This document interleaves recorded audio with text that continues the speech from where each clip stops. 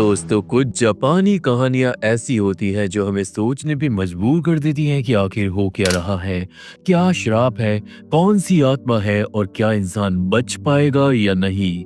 कुछ ऐसी ही श्रापित डेमोनिक कहानियाँ मैंने देखी थी एक जापानीज फिल्म सीरीज के अंदर जो काफी पुरानी है पर हद से ज्यादा डरावनी है। इतना ही नहीं, पूरे यूट्यूब पे आज तक किसी ने इन कहानियों को एक्सप्लेन नहीं किया है। ये फिल्म सीरीज थी गूज बम्स, जिसके अंदर काफी सारी मूवीज है और आज मैं एक्सप्लेन करूंगा गूज बम्स पार्ट 1 और पार्ट 2 को, जो कहानियां आपकी नींद उड़ा देंगी। तो वीडियो को पूरा लास्ट तक देखना।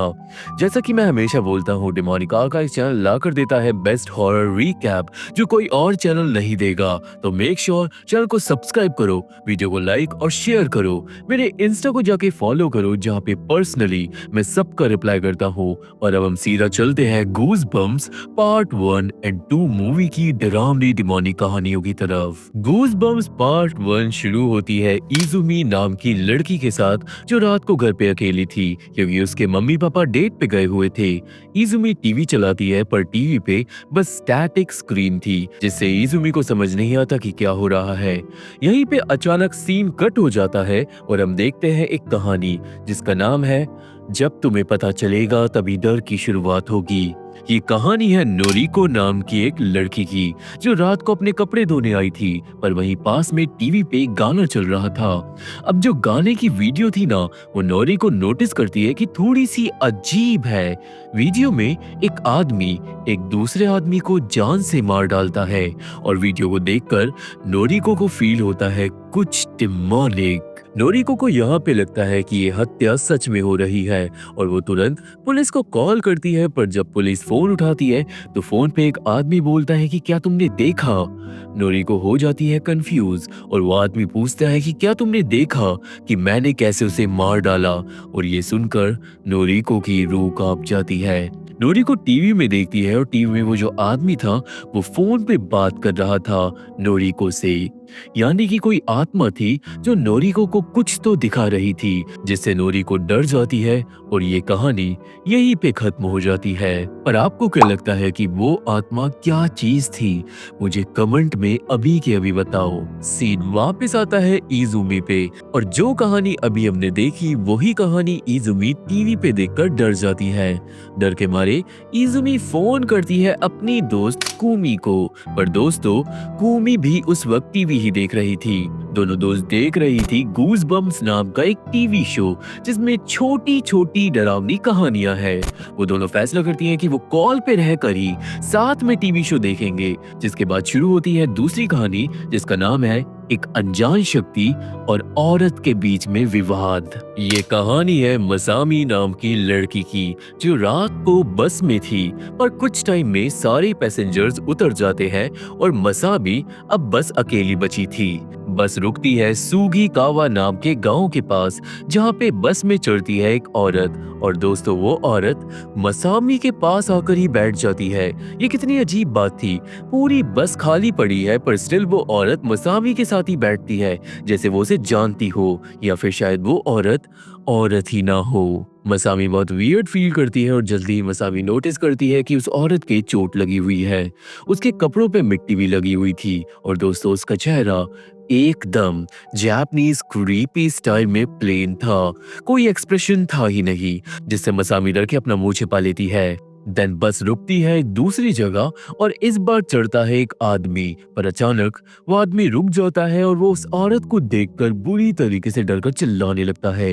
डर के मारे आदमी गिर के कांपने लगता है और बस से उतरकर भाग जाता है। ये हलचल देखकर ड्राइवर देखता है कि क्या माजरा है, पर वो भी बुरी तरीके से कांप उठता है उस औरत को देखकर। ड्राइवर भी बस छोड़कर भाग जाता है और मसामी तुरंत खड़ी होती है अपनी जान बचाने के लिए, पर वो औरत मसामी का कंधा पकड़कर उसे नीचे बिठाल देती है। दिल वो औरत मसामी को देखकर हंसने लगती है और मसामी अच्छी तरीके से समझ जाती है कि वो बैठी हुई थी एक श्रापित आत्मा के साथ। एंड बूम, ये कहानी खत्म हो जाती है। पर दोस्तों, आपको क्या लगता है मसामी के साथ क्या हुआ होगा? मुझे अपने थॉट्स बताना। सीन फिर से इजुमी और कुमी पे आता है। वो दोनों मसामी की कहानी से इतना डर जाती है कि अब वो कल स्कूल बस से नहीं जाने वाली थी। देन कुमी के बॉयफ्रेंड का कॉल आ जाता है और कुमी फोन काट देती है। मतलब इजुमी को अब अकेले टीवी देखना होगा। पर दोस्तों, थोड़ी हंसी की बात है, बंदा घर पे अकेला है पर फिर भी उसे हॉरर शो देखना है।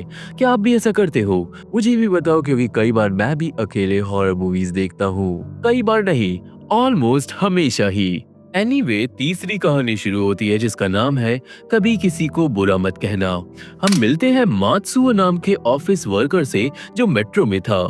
ट्रेन स्टेशन पे रुकती है और मात्सुओ देखता है एक लाल ड्रेस वाली औरत को जिसका सामान फैला हुआ था। औरत अपना सामान बटोर रही थी और अगर कोई जेंटलमैन होता तो वो उस औरत की मदद जरूर करता। पर मात्सुओ धीरे से बोलता है कि कितनी बेकार औरत है, और शायद ये बात सुन लेती है वो औरत, क्योंकि ट्रेन जाने के बाद वो औरत ट्रेन को ही घूर रही थी, या फिर शायद वो औरत इंसान ही नहीं थी। अब अगले दिन मात्सुओ काम पे था। उसका मैनेजर उसे देता है एक सामान की लिस्ट जो लाना इम्पोर्टेंट था। पर बातों के बीच में मात्सुओ को ऑफिस के बाहर दिखाई देती है वही लाल ड्रेस वाली औरत, जिससे वो थोड़ा कंफ्यूज हो जाता है। पर शायद ये बस एक कोइंसिडेंस था। मात्सुओ अब जाता है एक लाइब्रेरी सामान लेने के लिए जो उसे बोला गया था। पर दोस्तों, उसी लाइब्रेरी में दिखती है फिर से वो औरत। पर स्टिल मात्सुओ उसे इग्नोर कर देता है क्योंकि वो औरत भी अपना काम ही कर रही थी। इसके बाद मात्सुओ एक बेकरी से क्रीम पफ लेकर आता है जो मैनेजर ने मंगवाए थे। पर बेकरी के बाहर वही औरत बैठी हुई थी और क्रीम पफ खा रही थी। और यहाँ पे फाइनली मात्सुओ को लगता है कि कुछ डिमोनिक हो रहा है। मात्सुओ दिन चढ़ता है बस में, पर वही वो औरत बस में ऑलरेडी बैठी हुई थी छाता लेकर। डर के मारे मात्सुओ बस से उतर जाता है और वो औरत बस के साथ ही चले जाती है। देन बारिश होने लगती है और मात्सुओ भागकर पहुंचता है एक रेस्टोरेंट में। वो पूरी जगह को स्कैन करता है कि कहीं वो औरत यहाँ पे तो नहीं, पर वो औरत वहां नहीं थी। मात्सुओ दिन बैठ के अपना काम करने लगता है, पर अगले ही पल वो औरत रेस्टोरेंट के वॉशरूम से बाहर निकलती है। मात्सुओ की रूह कांप जाती है और वो औरत उसी के पीछे वाली सीट पर आकर बैठ गई थी।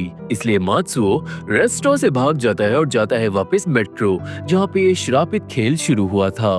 वो अब ट्रेन का इंतजार करने लगता है और दूर दूर तक उस औरत का नामो निशान नहीं था। जल्दी ही ट्रेन आने वाली थी, पर देन मात्सुओ के पैर के पास आता है एक सिक्का। मात्सुओ सिक्के को उठाता है और उसे याद आता है कि कैसे उस औरत के सामान के साथ बहुत सारे सिक्के भी गिरे हुए थे। एंड देन वो डिमोनिक औरत आ जाती है मात्सुओ के पीछे, हंसती है बड़े ही क्रीपी तरीके से, और वो मात्सुओ को ट्रेन के आगे धक्का देकर बुरी तरीके से मार डालती है। इसलिए कहते हैं कि कभी भी किसी का बुरा नहीं सोचना चाहिए। क्या पता जिसके बारे में बुरा सोचा जा रहा हो वो इंसान ही ना हो। पर आपको क्या लगता है, वो औरत इंसान थी या आत्मा?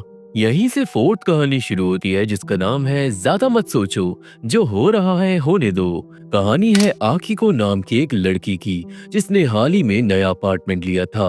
अब रात को अचानक आकिको को आने लगती है बहुत ज्यादा तेज चिल्लाने की आवाजें एक लड़की की बगल वाले अपार्टमेंट से। आकिको की नींद पूरी खराब हो जाती है, पर ऐसा लग रहा था कि कोई उस लड़की को मार रहा है। आकिको कान लगाकर सुनने लगती है एंड देन अचानक आवाज आना बंद हो जाती है। देन ऐसा लगता है कि जैसे कोई दीवार पे नॉक कर रहा हो, जिससे आकिको को शक होता है कि शायद उस लड़की को किसी ने मार डाला है। देन आवाज आती है लाश को घसीटने की। आवाज के पीछे पीछे आकिको जाती है वॉशरूम में, जहाँ पे दीवार में से ऐसी आवाज आती है जैसे कि कोई लाश को पन्नी में भर रहा हो। देन तभी आकिको गलती से साबुन की एक बोतल गिरा देती है और अचानक आवाजें आना बंद हो जाती है, क्योंकि दोस्तों जो भी दूसरे अपार्टमेंट में था उसे पता चल गया था कि आकिको के घर में से कोई उसे सुन रहा है। अब इसके बाद अचानक कोई इंसान भागता है बगल वाले अपार्टमेंट से बाहर और आकिको तुरंत जाती है अपने मेन डोर के पास देखने के लिए कि क्या है। पर देन अचानक जो भी किलर था वो आकिको का ही दरवाजा पीटने लगता है।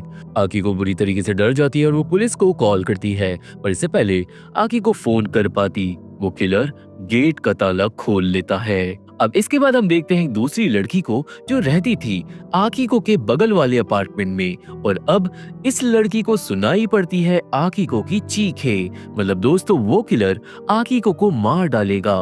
पर ये जो नई लड़की थी ना, चुपचाप सो जाती है क्योंकि इसे दूसरों के कामों में अपनी टांग अड़ाना पसंद नहीं था, और इसलिए ही कहते हैं कि कई बार अपने काम से काम रखना चाहिए। सीन वापस आता है इजुमी पे, जिसे अब घर में अकेले रहने में डर लग रहा था, और तभी एक एप्पल टेबल से अपने आप नीचे गिर जाता है। इजुमी इस बात को इग्नोर कर देती है, पर वो अब इतना डर गई थी कि वो अपने घर की लाइट्स ऑन कर जाती है टीवी देखने। एक नई कहानी शुरू होती है जिसका नाम है कोई घर में है। ये कहानी है सुरामी नाम की एक लड़की की, जिसे एक सुबह आता है एक अननोन नंबर से मैसेज, और मैसेज बहुत बड़ा और बेकार की बातों से भरा हुआ था। सुरामी मैसेज डिलीट करती है, वो लगाती है परफ्यूम और तुरंत निकल जाती है काम पे। अब रात को जब सुरामी घर आती है थकी हुई हालत में, तो वो बस बैठी हुई थी कि तभी सुरामी नोटिस करती है कुछ अजीब। दोस्तों सुरामी जब परफ्यूम लगा कर गई थी तो परफ्यूम की बोतल को उसने अपने फिश टैंक के बिल्कुल कोने पे रखा था, पर अब वो बोतल साइड में आ गई थी, यानी कि किसी ने उस बोतल को छेड़ा था। पर सुरामी अकेली रहती थी, जिससे सुरामी के होश उड़ जाते हैं और वो डर जाती है। उसे लगने लगता है कि कोई इसके घर में घुसा था। इस बारे में सुरामी बताती है अपनी फ्रेंड को, पर उसकी दोस्त सुरामी को छोटी छोटी चीजों पे ध्यान देने से मना करती है। हालांकि सुरामी के हिसाब से आजकल सारी चीजें घर में अपने आप हिल रही है। सुरामी को बहुत सारे स्पैम ईमेल्स भी आ रहे थे, और इसलिए कल सुरामी अपना नंबर बदलने वाली थी। नेक्स्ट डे सुरामी अब जब काम पे जाने वाली थी तो वो परफ्यूम की बोतल पे लगा देती है एक निशान, ताकि पता चल सके कि किसी ने बोतल छेड़ी है या फिर नहीं। देन सुरामी को फिर से स्पैम ईमेल आता है, और इस बार सुरामी ईमेल का रिप्लाई कर बोल देती है कि जो भी है ये ईमेल भेजने वाला वो अपनी हरकतें बंद कर दे, वरना अच्छा नहीं होगा। एनीवे उस दिन सुरामी बहुत शॉपिंग कर आती है, पर घर में घुसते ही उसे फिर से आता है ईमेल, जिससे अब सुरामी चौंक जाती है क्योंकि उसने अपना नंबर और ईमेल एड्रेस दोनों ही आज ही बदले थे। इस बार ईमेल में एक मैसेज भी था, और जो भी इंसान सुरामी को ईमेल कर रहा था वो गुस्से में था। वो बोल रहा था सुरामी को उसे धमकी नहीं देनी चाहिए थी, और अब वो सुरामी को माफ नहीं करेगा। हालांकि बात इतनी सी नहीं थी, सुरामी को ईमेल में फोटोज भी भेजे गए थे, वो भी उसी के। कोई पूरा दिन सुरामी का पीछा कर रहा था, और लास्ट फोटो थी अभी 5 मिनट पहले की, जब सुरामी घर में घुसी थी। सुरामी डर के मारे घर के बाहर चेक करती है, वो भाग के अपना गेट का लॉक भी देखती है, पर वो पूरी तरीके से सेफ थी। देन एक और मैसेज आता है, पर इस बार फोटो में सुरामी का दरवाजा था। डर के मारे सुरामी भागती है, कोने में छिप जाती है और कॉल करती है अपनी दोस्त को। सुरामी अपनी दोस्त को पूरी सिचुएशन बताती है, और सुरामी की दोस्त तुरंत निकल जाती है सुरामी के घर के लिए। सुरामी देन पुलिस को कॉल करती है, पर तभी आती है एक नई फोटो, और ये फोटो उसकी सांस से रोक देती है, क्योंकि स्टॉकर ने सुरामी की फोटो जस्ट अभी ली थी जब सुरामी कोने में बैठी हुई थी, वो भी घर के अंदर से। अब तभी सुरामी के पीछे बना हुआ एक एटिक का दरवाजा खुल जाता है, यानी कि जो भी इंसान सुरामी को स्टॉक कर रहा था वो काफी दिनों से सुरामी के एटिक में ही छुपा हुआ था, जो अब सुरामी पे हमला कर देता है। इस कहानी के साथ ये भी एक फैक्ट की बात है कि जापान में हर साल अराउंड 19 से 22 हजार स्टॉकिंग केसेस होते हैं, यानी कि इस कहानी में जो भी हमने देखा वो काफी लड़कियों के साथ हो चुका है, जिससे ये सबक मिलता है कि सावधान रहना चाहिए, सतर्क रहना चाहिए, क्योंकि दुनिया बहुत ज्यादा अनईजी हो चुकी है। नाउ बैक टू इजुमी, जो कहानी से इतना डर गई थी कि अपने एटिक को चेक कर रही थी, और साथ ही में कुमी का भी फोन वापस आ गया था। यहाँ से एक नई कहानी शुरू होती है जिसका नाम है इंसान की चाहत के अंदर छिपा हुआ कालापन। ये कहानी है नातो नाम के एक आदमी की जो नशे में धुत था, और घर जाने से पहले वो एक पब्लिक यूरिनल में आता है। वहाँ पे नातो को दीवार पे लिखा हुआ मिलता है तस्केते, यानी मेरी मदद करो। नातो सिंस नशे में था तो वो खुद से ही बात करने लगता है, पूछने लगता है कि मैं किसकी मदद करूं। वो दीवार पे लिख देता है कि किसे मदद चाहिए, पर इसके साथ नातो अपना वॉलेट वहीं पे गिरा देता है। नेक्स्ट डे नातो होश में अपने वॉलेट को ढूंढते हुए वापस आता है, और अपना वॉलेट तो मिल जाता है, पर साथ ही साथ दीवार पे एक नया मैसेज था। वैसे जिसने भी लिखा था वो नातो से मिलना चाहता था। नातो देन लिख देता है कि वो रात को फिर से आएगा, पर देन जब रात को नातो आता है तो दीवार पे लिखा था कि नातो के चेहरे पे चश्मा सूट करता है और साथ ही साथ एक नंबर भी था। ये बात पढ़कर नातो डर जाता है क्योंकि इसका मतलब कोई तो नातो को देख रहा था। नातो अब उस नंबर पे कॉल करता है, पर दोस्तों नातो के मन में ये था कि कोई लड़की होगी जिसके साथ शायद वो इंटीमेट हो सके, यानी कि नातो के दिमाग में चाहत थी गलत वाली। अब तभी फोन की घंटी बजती है एक वॉशरूम के स्टॉल के अंदर और जो भी इंसान नातो को देख रहा था वो दरवाजा खोल देता है। नातो की रूह कांप जाती है क्योंकि उसकी चाहत के अंदर जो कालापन था वो अब उसे सबक सिखाएगा। अब कहानी यही खत्म हो जाती है और सीन इजुमी पे वापस आता है जो कुमी से फोन पे लगी हुई थी क्योंकि टीवी शो फाइनली खत्म हो गया था। इजुमी कुमी को बता रही थी उल्टे सीधे अर्पल लेजेंड्स के बारे में, पर देन कुमी इजुमी को सुनाती है कहावत ये थी कि अगर रात को कोई 3:33 पे टीवी पे स्टैटिक स्क्रीन की फोटो ले तो फोटो में चलने लगता है एक टाइमर, पर वो टाइमर मामूली नहीं होता, वो होता है श्रापित, क्योंकि टाइमर खत्म होते ही फोटो खींचने वाला इंसान मारा जाएगा। अब इजुमी इस बात पे यकीन नहीं करती और क्योंकि 3:33 होने वाले थे तो इजुमी कुमी को गलत साबित करने के लिए बैठ जाती है कैमरा खोल के अपने टीवी के सामने। वो टाइम होते ही फोटो खींचती है और कुमी की बात सच हो जाती है क्योंकि फोन की स्क्रीन पे अचानक चलने लगता है एक टाइमर, पर टाइमर पे लिखा हुआ था 60S। इजुमी ये बात कुमी को बताती है और दोनों दोस्त कंक्लूजन निकालती हैं कि शायद इजुमी 60 साल तक जिएगी, क्योंकि दोस्तों जापान में 60S का मतलब 60 सेकंड मोस्टली नहीं माना जाता, वहां पे माना जाता है 60 ईयर्स। पर दिन तभी नंबर्स नीचे गिरने लगते हैं और लड़कियां समझ जाती है कि वो 60S का मतलब इंग्लिश वाला था, यानी 60 सेकेंड, मतलब इजुमी पे सिर्फ 1 मिनट था। फिलहाल के लिए इजुमी को बस ये फालतू बात लग रही थी और जो बात अभी मैंने आपको समझाई जापानीज और इंग्लिश वाला डिफरेंस, वही बात अब कुमी इजुमी को बताने लगती है। पर देन घर में होती है हलचल, अचानक फोन कट जाता है और इजुमी जब सीढ़ियों के नीचे देखती है तो उसे दिखाई देती है एक शैडो। डर के मारे अब इजुमी की सांसें फूलने लगती है और कोई इंसान सीढ़ियों से चढ़ के आने लगता है ऊपर। इजुमी बेचारी टाइमर को रोक भी नहीं पाती और जैसे ही 15 सेकंड बचे थे वैसे ही फोन स्विच ऑफ हो जाता है। इजुमी को लगता है कि वो बच गई, वो चैन की सांस लेती है, पर एंड में स्विच ऑफ फोन में ही चलने लगता है टाइमर और वो जो भी इविल शक्ति थी घर में वो भाग कर आती है और इजुमी का खात्मा कर देती है। इसी के साथ गूज बम्स पार्ट 1 मूवी हो जाती है खत्म। यहाँ पे मैं बताना चाहूंगा कि मेरी लास्ट वीडियो देखकर ओनली 37 लोगों ने सब्सक्राइब किया, पर दोस्तों 5000 लोगों ने उस वीडियो को बिना सब्सक्राइब करे देखा। उन 5000 लोगों में से 3800 लोग मेरी वीडियोस को पिछले 5 महीनों से लगातार देख रहे हैं, पर 5 महीने बाद भी उन्होंने सब्सक्राइब नहीं किया है। इसलिए मेरी आपसे हम्बल रिक्वेस्ट है कि अगर आप लोग वीडियोस को देखते हो और आपको वीडियो अच्छी लगती है तो चैनल को सब्सक्राइब करना बिल्कुल भी मत भूलना, क्योंकि हमारे चैनल पे जल्दी ही 1 लाख सब्सक्राइबर्स होने वाले हैं। दोस्तों अब जो गूज बम्स पार्ट 2 मूवी है उसमें सिर्फ एक ही कहानी है जो थोड़ी लंबी है। कहानी का नाम है गर्दन। शुरुआत में हम स्कूल की एक लड़की को देखते हैं जो ऑनलाइन किसी स्ट्रेंजर से बात कर रही थी। वो स्ट्रेंजर उस स्कूल की लड़की को किसी लड़के से मिलवाने की बात कर रहा था एंड देन अगले ही सीन में हम देखते हैं स्कूल की लड़की को मरा हुआ, उसकी लाश पेड़ से लटकी हुई थी, यानी कि उस इंटरनेट के स्ट्रेंजर ने उस लड़की को फंसा कर मार डाला। अब यहाँ से सीन आता है 4 लोगों के ऊपर जिन्हें होश आता है एक वेयर हाउस में और उन चारों को खड़ा कर रखा था चेयर्स पे जो कंटेनर के ऊपर लगी हुई थी। चारों के हाथ रस्सियों से बंधे हुए थे और गले में फांसी का फंदा था। सबसे पहले होश आता है ताकेशी नाम के एक आदमी को जो किसी तरीके से अपने हाथ खोलता है और अपनी आंखों से टेप हटाता है। देन होश आता है हिडेकी नाम की एक लड़की को और हिडेकी डरी हुई थी, पर ताकेशी हिडेकी को समझाता है कि वो भी अपने हाथों को और आंखों को खोल सकती है। हिडेकी भी देन सब कुछ देखती है कि आसपास क्या हो रहा है, वो डर जाती है क्योंकि अगर उन चारों में से कोई भी थोड़ा सा भी हिलेगा तो वो बंदा मर सकता है। इन दोनों के अलावा ऑलरेडी होश में थी मसाको नाम की एक औरत जिसे फांसी के फंदे पे लगा हुआ मिलता है एक ताला जिसमें कोड डालने पे वो शायद बच जाएंगे। अब कोड तो उन पे था नहीं और साथ ही साथ उन्हें समझ नहीं आ रहा था कि हो क्या रहा है। वहाँ पे कैमरे भी लगे हुए थे, यानी कोई उन पे नजर रखे हुए है।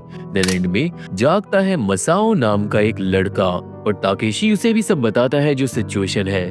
उन्हें अब बस ये सोचना था कि ताले को खोलना कैसे है, पर जब कोई रास्ता नहीं मिलता तो सब ये सोचने लगते हैं कि शायद वो लोग खड़े खड़े ही मारे जाएंगे। काफी देर हो जाती है एंड देन वो लोग बात करते हैं कि कैसे कैसे किडनैपर ने इनको घर जाते हुए या फिर घर में घुसकर किडनैप किया था। और जो मसाको थी उसके हिसाब से कुछ लोग मरना डिजर्व करते हैं। जिसके बाद मसाको अपनी जेब से निकालती है एक पर्चा जिस पे लिखा हुआ था एक कोड 5428। अब तुरंत सारे लोग उस नंबर को ताले में डालने लगते हैं, पर ओनली हिडेकी का ताला खुलता है। हिडेकी देन दरवाजा खोलने की कोशिश करती है पर वो लॉक था।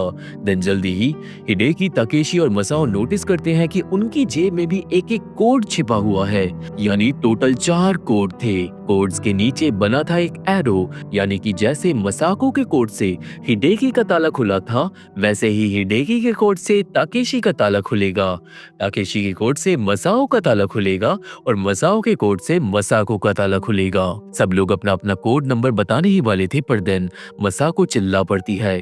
मसाको चाहती थी कि ताकेशी मसाओ को कोड ना दे, क्योंकि दोस्तों मसाको के हिसाब से मसाओ ने उसकी बेटी को मारा था। यहाँ पे हमें फाइनली पता चलता है कि मूवी की शुरुआत में जो लड़की थी ना, उसका नाम था हियोरी, जो मसाको की बेटी थी, और वो ऑनलाइन बात कर रही थी मसाओ से एक डेटिंग साइट पे।